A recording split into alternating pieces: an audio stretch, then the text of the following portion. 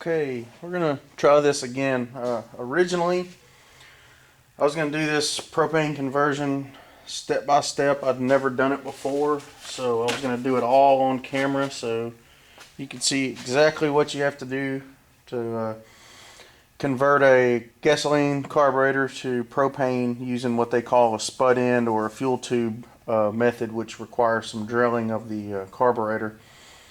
That didn't work out so well the first time. I have some problems because I'm actually not using the kit on a generator like it's made for. I'm using it on a log splitter, so I had some problems with the carburetor not fitting back on the log splitter properly with the kit installed. So I had to come and do a few modifications, and I got that corrected. So now I'm going to show you as close to step by step as I can, except there's a few parts that I'm just gonna have to show you what I did because I don't really want to undo them just to do it again. And honestly, now that I've done it, it's really simple. Anyway, the conversion kit that I got is from propanegenerators.com. It is the Type A kit, which requires some drilling of the carburetor, which means once you've done this, the carburetor is no longer good for gasoline. I didn't care about that because my carburetor was messed up. It wasn't running on gasoline anyway. So I'm converting it to propane and get it over with. It'll run better, last longer, fuel won't go bad while it's sitting in it, blah blah blah. Anyway, this is everything from here on the right, except for the tap kit, but everything here is what comes in the kit. This is called the load block.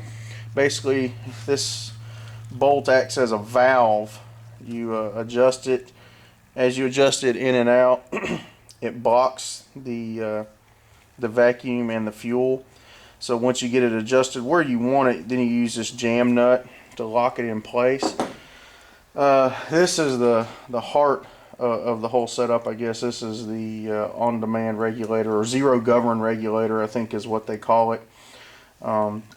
Basically, when it has vacuum on the output, it sucks this diaphragm, opens up this valve, and lets propane flow through it. It has a purge button on the back to prime it before you if you're going to crank it for the first time. It comes with a sticker. Basically says that not to turn the ignition off of the engine because your gas could still be flowing. So what you're supposed to do is turn the propane supply off and let it die, starve for fuel and die. This is the fuel tube. I think some people call it a spud end. This is what actually goes in your carburetor. 2 jam nuts, which will thread on there to lock it in place. As you can see, I've already got thread locker on mine from when I tried to do the conversion the first time around. Hose barb fitting, which goes on there to connect your hose. Comes with your mounting bolts so that you can mount your regulator. It has mounting tabs at the top, and then it also has threaded holes at the bottom. The only thing that you really have to worry about when you mount this is that you need this up. It needs to be facing upright like this, and you need to be able to get to the back to prime it. So you can't flat mount it against a solid piece of plate metal because it'll be holding the diaphragm in, and it'll always have fuel running through it. You won't be able to control it. So you'll need to either step it out a little bit or make sure there's a hole in your mounting plate for the primer button. It comes with a short piece of fuel hose, which basically just connects from the carburetor down to the load block, and then you would run your own fuel connection from here to the regulator that goes on your propane tank. Everything on the left is stuff that I needed that was not supplied with the kit. They do give you some thread locker or pipe dope, whatever you want to call it. I have some more here. I also have thread locker. Carburetor cleaner, of course, and then wrenches, picks. The picks come in really handy for getting the venturi out of the carburetor, which I'll show you a little bit later. Assortment of screwdrivers, wrenches, cutters. You may or may not need them. Actually, I didn't need the cutters. I just used the pliers. For my particular situation, I needed a tubing cutter, and I also needed a 10mm socket and a ratchet to take the carburetor apart. And then this is the carburetor off of my GCV160 Honda 5.5 horsepower engine that's on my log splitter. So, all of that being said, I'm going to make a little bit of room here. Get rid of some of the stuff that I'm not going to need for now. And I'm going to show you what I did to this thing.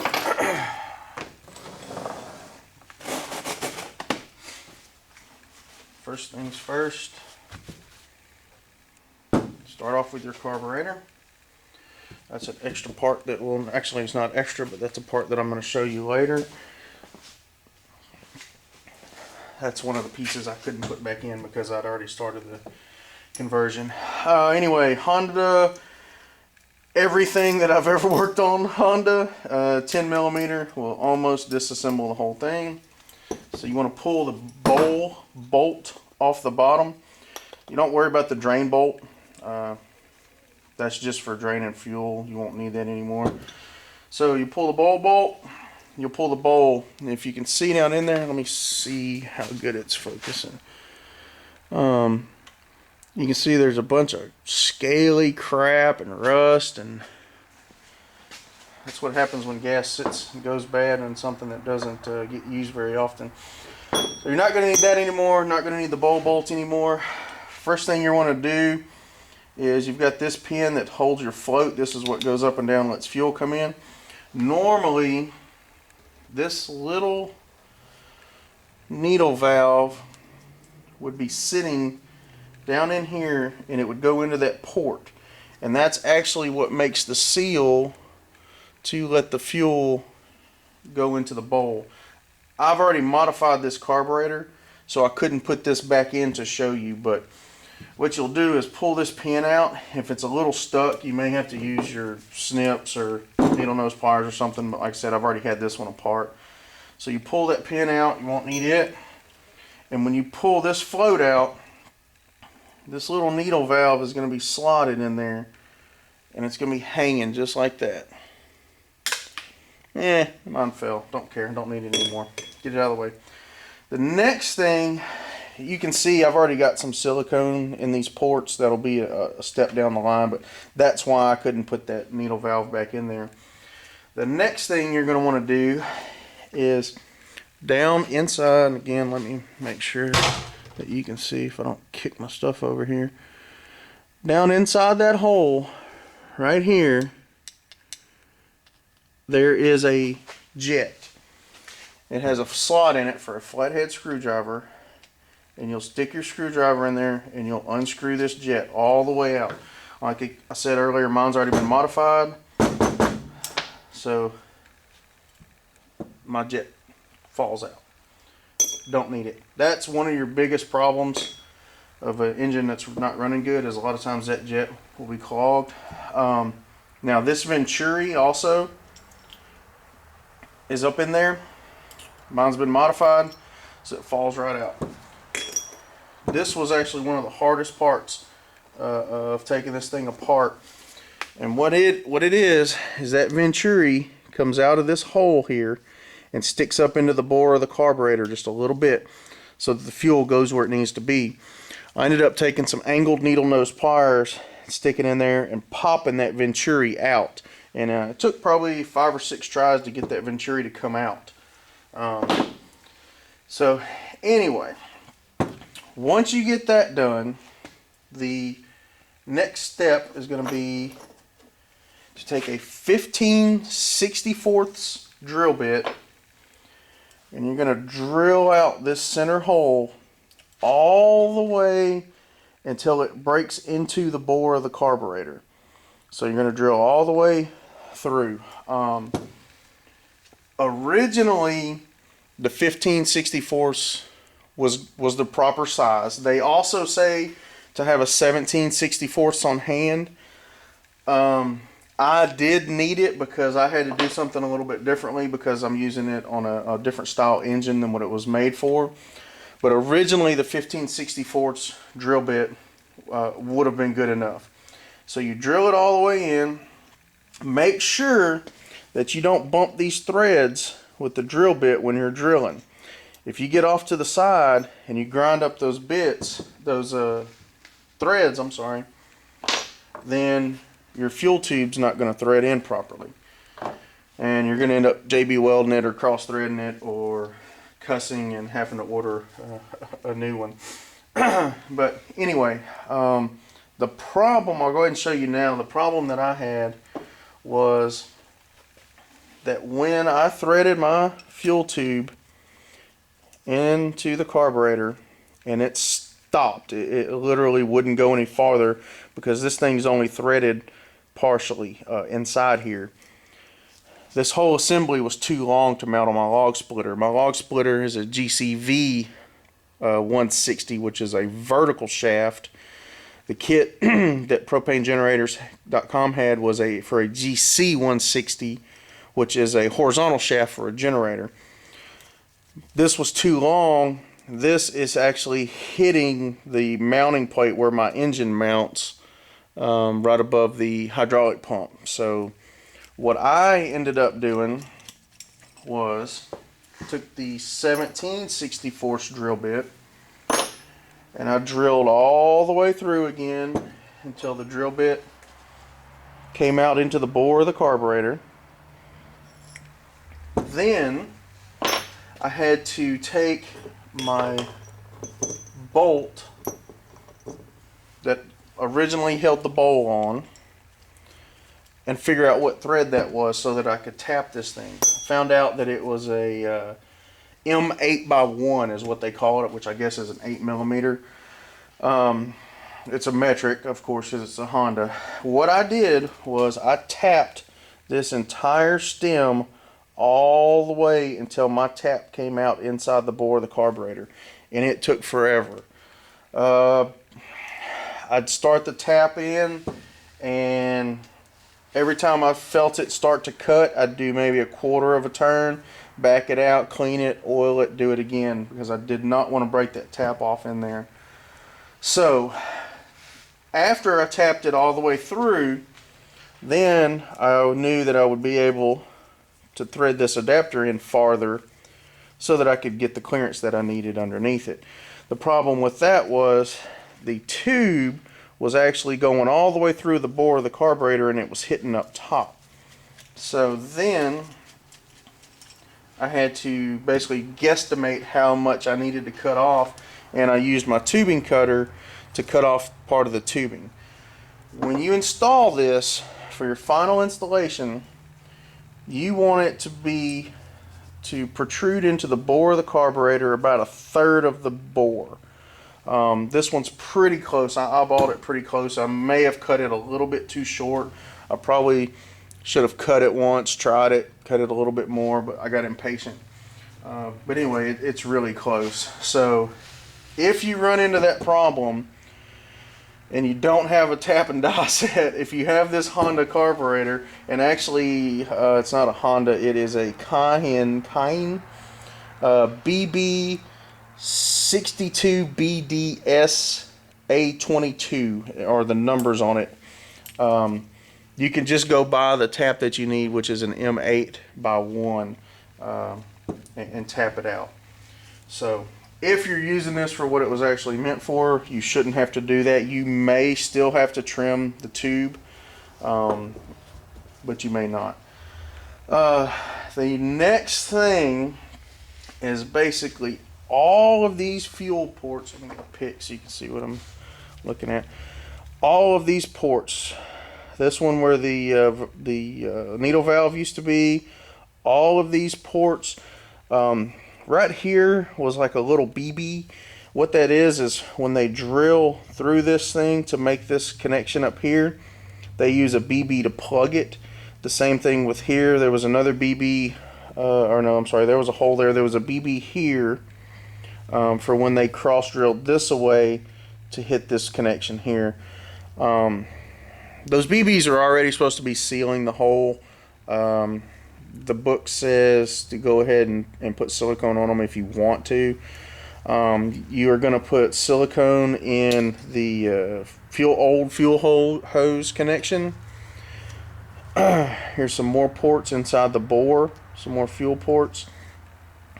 Basically, you want all of the ports closed because you want it to pull as strong a vacuum as possible. You don't want any leaks. So there was another one here. There was a BB that was sealed, but I went ahead and plugged it.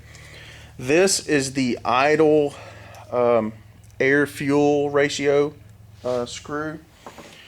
From the factory, that's all the adjustment you get. It has this cap on it, so you can't take the screw all the way out. Take a pair of pliers, which I've already done this, but take a pair of pliers and pull that cap off and throw it away. You don't need it anymore. And then you can take a little screwdriver, or you can take needle nose pliers, and you're going to back this screw all the way out, fill that hole with silicone, put the screw all the way in, seat it all the way in. If you look, let me get a pick and let me get behind the camera so I can make sure that you can see it. Right here is where that screw comes into the bore. And I'm not sure if my light's good enough or not, but you can see a little bit of a needle sticking in there. When you put silicone in and you put that screw in, it's going to push some silicone out. Once it dries, you can take and scrape off the extra, but you want to make sure that that hole is sealed. You're also going to do the same thing. This is your idle speed control, which basically just controls how far the throttle comes back at idle. Pull this screw out. You can count how many threads. What I did was I just counted my threads that were sticking out past this tab. I think it was like 3 threads. And that's how I put it back. Pull this screw out so that you can get to this screw. Pull this screw all the way out, fill it with silicone, put it all the way back, and it's going to be the same thing. Down inside that bore, you'll see where the silicone gets pushed out. Once it dries, scrape it out and clean it out. So that's basically all there is to converting this for use on with propane. They said let the silicone dry for 24 hours. Mine's been drying for a few days now because I had to go scramble for parts and try to figure out what I was going to do to get around the problem with it not fitting properly. So what I'm going to go ahead and do now is the final assembly of the carburetor and get it ready to put back on the machine. And then I guess that'll probably be a separate video since this one is just for the conversion. So first things first, I'm going to go ahead and put the fuel tube assembly into the carburetor. I'm going to go ahead and use the pipe thread compound that they supplied. And propanegenerators.com, they have really good prices. Their website's a little bit clunky and hard to use. I really recommend calling them if you have any questions. They're really easy to talk to, really nice people. They'll get you what you need. So anyway, put my pipe thread compound on there. I'm just going to go ahead and thread it in. And it wouldn't be a bad idea to take the whole assembly over to your engine and figure out exactly where you want your hose coming from so you know where to make this point. I know just because I've messed with mine so many times trying to figure out how to make it fit that I want mine lined up about here. So got it snug there. I think I'm going to go one more turn with it just to make sure that it's tight enough. Actually, that was really easy, so I'm going to go one more turn. Now it's getting snug. That looks about where I want it, so I'm going to call that good. Next thing, hose barb. Put a little thread compound on it.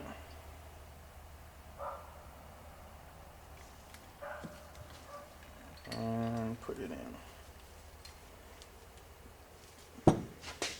See if this is the right wrench. If not, I'll grab a crescent. Yep.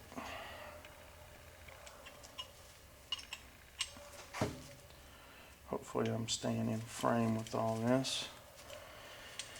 Now they recommend, of course, that you use your backup wrench on the end so that you're not putting stress on the stem of the carburetor, which is probably a good idea, especially with my luck. So got that snug. Basically that's it. The carburetor is converted it's ready for propane use. I'll go ahead and assemble my load valve, or what do they call this? Let's look and see. I guess we should open the directions for once. Load block. They call that the load block. And I kind of did some looking at it, and basically all it does, I'm not sure if you can see inside of it or not. Oh, if I can keep from kicking everything over. But as I thread that bolt in and out, you can see that it's going to basically plug the hole and not let any fuel through. So I'm not going to put pipe dope on this connection. When I get to the point where I'm adjusting this thing to get it running right, I'll probably put some Loctite on it so that once I get it where I need it, it'll stay. And then I'll also run this jam nut up. But I'm not going to put that on this side right now. I am going to put the pipe dope on the other two sides.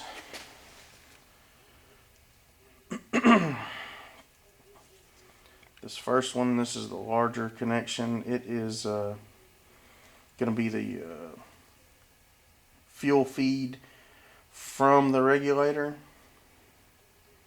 And then the smaller hose barb will be the outlet that goes to the carburetor. So real easy. Thread that in. Probably gonna need a crescent wrench. I have no idea if this is staying in frame or not, but if you don't know how to tighten a fitting by now, you probably shouldn't be doing this conversion by yourself. Which is another actually good thing of propanegenerators.com.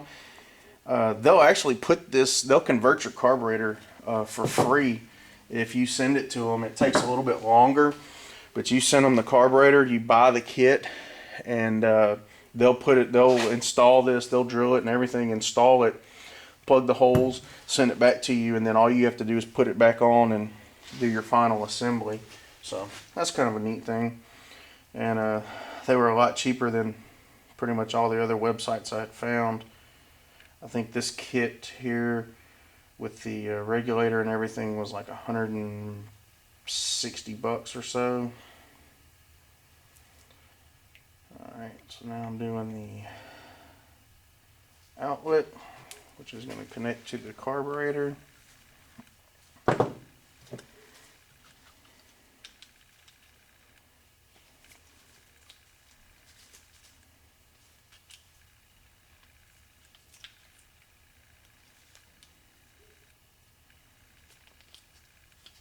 Tear my gloves. That's basically it. What I'll have to do is figure out exactly where and how I want to mount this on the log splitter.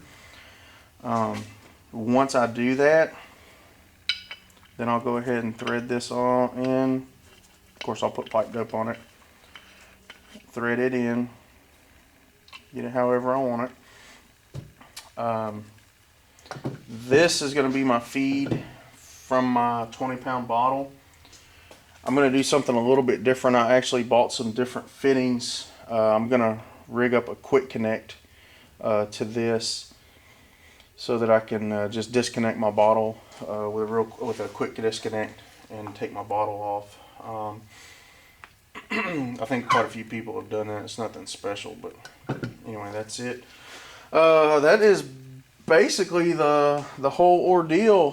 For anyone who really cares how this works, the reason that this kit is supposed to be give you better power than the dual fuel or the tri-fuel, which uses a spacer, is this is the exact same point that the gasoline used to go into the carburetor through this channel. And the propane is being injected right into the center of the airflow through the bore of the carburetor, so you're going to get optimal mixing, so you're going to get the most power out of it. The downside is you can't use it for gasoline anymore. Like I said, mine was all gummed up and it was nasty, and it wasn't running on gasoline anyway, so I really don't care. So that is it. I'm gonna go ahead and conclude this video, and the next one will be probably showing you how I have everything installed finally, and then we'll turn it up, see if we can get it to run and get it adjusted. That'll be it.